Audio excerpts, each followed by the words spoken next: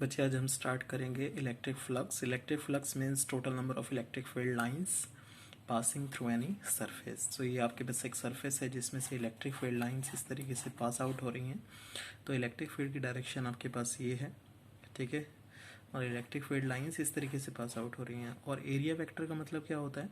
Area vector का मतलब जैसे ये सरफेस है तो इस सरफेस के साथ 90 डिग्री एंगल बनाते हुए जो लाइन होगी उसे एरिया वेक्टर की डायरेक्शन कहेंगे या फिर नॉर्मल वेक्टर कह सकते हैं। तो जो नॉर्मल की डायरेक्शन होती है वही एरिया वेक्टर की डायरेक्शन होती है, ये ध्यान रखना है आपको। तो एरिया वेक्टर और ए के बीच में कितना एंगल बन रहा है? थीटा। तो flux is equal to dot product of E and D S. तो this is area vector and this is electric field. तो E into R D S, E dot D S.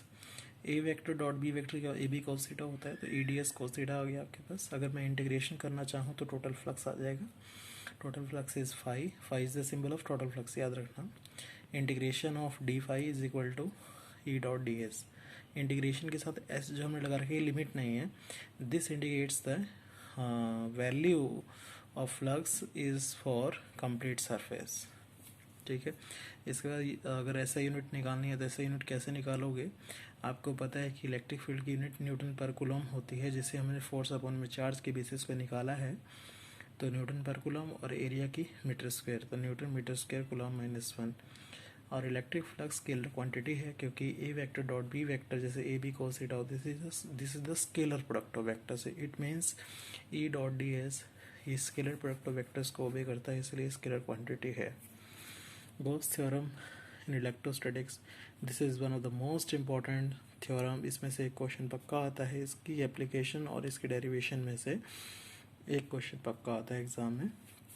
तो आज हम starting करते हैं Gauss theorem in electrostatics की। Statement क्या है? Gauss theorem states that total flux through a closed surface is 1 by epsilon naught times the net charge enclosed by the closed surface, enclosed by the net charge enclosed by the, ये 2 times लिखा गया, net charge enclosed by the close surface. Okay, तो mathematically electric flux क्या है? Electric flux मैंने भी आपको बताया ना, टोटल फ्लक्स किसके इक्वल होता है? ई डॉट डी एस। तो वही हमने लिखा हुआ है। ये बीच में सर्कल क्या लगाया हुआ है? ये जो सर्कल है इसका मतलब है कि सरफेस क्लोज्ड है, ठीक है। तो आप क्या कहेंगे? देखो इसी के जरिए ही आप एक्सप्लेन कर सकते हैं टोटल फ्लक्स, ठीक है। The total flux through a closed surface is 1 by epsilon not times the total charge enclosed by the surface. फिर सुनिए, the total flux is equal to 1 upon epsilon not times the total charge enclosed by the surface, ठीक है। तो ये आपके पास एक diagram बनवाया हुआ है। तो ये आपके पास क्लोज्ड सरफेस है और इसे हमने ऐसे डिनोट करके एस बी द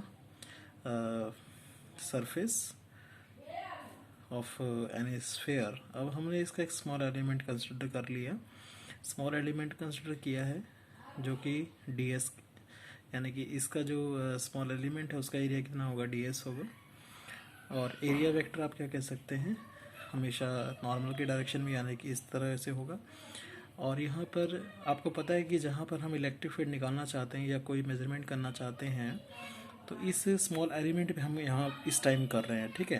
तो ये स्मॉल एलिमेंट पे हम क्या रखेंगे? टेस्ट चार्ज रखेंगे, यूनिट पॉजिटिव चार्ज रखेंगे। तो ये भी पॉजिटिव, ये भी पॉजिटिव, तो दोनों रिपल्सिव फोर्स लगाएगा। ये सोर्स चार्ज है, सोर्स चार्ज उस टेस्ट चार्ज को रिपेल करेगा और उसकी डायरेक्शन ई होगी, यानी कि electric field and electric force both have the same direction in case of positive. तो अब ये पॉजिटिव चार्ज जो है इस टेस्ट चार्ज को रिपेल करेगा, ई की डायरेक्शन ये हो गई। और एरिया वेक्टर यानी कि इस स्मॉल एलिमेंट का जो एरिया वेक्टर वो भी इसी डायरेक्शन में, ई और डी एस दोनों सेम डायरेक्शन में होने की वजह से इनके बीच में एंगल कितना होगा? 0 डिग्री। तो इसकी ज़रूरत पड़ेगी बाद में। Electric field at any point on S, इस कंप्लीट सरफेस के इस पॉइंट पर अगर हम इलेक्ट्रिक फील्ड निकालना चाहते हैं तो क्या आएगा? ई इज इक्वल टू 1/4πε0 के ऊपर में आर स्क्वायर। यही तो फॉर्मूला होगा ना, आपने कर रखा है due two point charge electric field कैसे निकालते हैं। तो flux through area D S, flux through area D S, यानी कि स्मॉल एलिमेंट की वजह से कितना फ्लक्स होगा? D phi E is equal to E dot D S. तो E D S cos theta. अब यहाँ पर आप दे सकते हो E and D S both have the same direction, so angle between them is 0 degree and cos 0 1, E D S आपके पास आ गया। अब हमें क्या निकालना है, टोटल फ्लक्स। टोटल फ्लक्स क्या निकालोगे, इंटीग्रेशन करके। तो इंटीग्रेशन करना पड़ेगा इस पूरे फैक्टर का थ्रू द क्लोज सरफेस। तो क्लोज सरफेस की वजह से बीच में सर्कल लगाए हुए, इसे क्लोज्ड इंटीग्रल भी बोल देते हैं। ये जो complete integration with close surface है इसे हम क्लोज्ड इंटीग्रल भी बोल देते हैं, या फिर the line integral along any close surface भी बोल देते हैं। तो phi is equal to this integration D phi is equal to E D S. अब E is uniform everywhere, E uniform है ना, यूनिफॉर्म इलेक्ट्रिक फील्ड हर एक सरफेस के हर एक पॉइंट पर इलेक्ट्रिक फील्ड सेम है।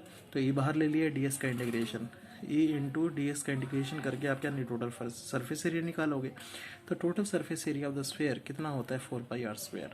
तो हमने ई की वैल्यू जो ऊपर लिखी थी ड्यू टू पॉइंट चार्ज 1/4π के ऊपर में r² as it is put कर दी into total area of sphere कितना है 4πr²। r² से r² कैंसिल, 4π से 4π कैंसिल, तो क्यों ओपन में epsilon not. This is the total flux. इस तरीके से हमने गॉस थ्योरम की डेरिवेशन लिखी है। ठीक है, इसे अच्छे ढंग से रिवाइज कर ले।